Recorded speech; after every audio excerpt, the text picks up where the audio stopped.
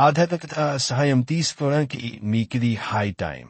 ఎందుకంటే మీ మానసిక ఒత్తిడులను ఎదుర్కోవడానికి ఇది ఉత్తమమైన మార్గం. ధ్యానం, యోగా మీ మానసిక దృఢత్వాన్ని పెంచుతాయి. అంతగా ప్రయోజనకరమైన రోజు కాదు కనుక మీ వద్ద గల డబ్బును జాగ్రత్తగా చెక్ చేసుకుని మీ ఖర్చులను పరిమితం చేసుకోండి. పిల్లలు మీకు రోజు గడవడం కష్టతరం చేయవచ్చును. వారి అభిరుచిని నిలపడానికిగాను ఆప్యాయత అనే ఆయుధాన్ని వాడుతూ అనవసరమైన ఒత్తిడిని దూరంగా ఉంచండి. గుర్తుంచుకోండి, ప్రేమిస్తేనే ప్రేమను పొందగలరు. మీ ప్రియమైన వ్యక్తి మీకు బోలెడు సంతోషాన్ని తెస్తున్నట్లున్నారు కనుక మీ ఎనర్జీ స్థాయి చాలా ఎక్కువ. ఈ రాశికి చెందినవారు మీ గురించి మీరు కొద్దిగా అర్థం చేసుకుంటారు. మీరు ఏమైనా పోగొట్టుకుంటే మీరు మీ కొరకు సమయాన్ని కేటాయించుకుని మీ వ్యక్తిత్వాన్ని వృద్ధి చేసుకోండి.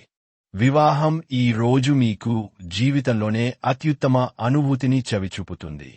మీ దేశానికి చెందిన కొన్ని విషయాలను తెలుసుకొనుట వలన మీరు ఆశ్చర్యానికి లోనవుతారు.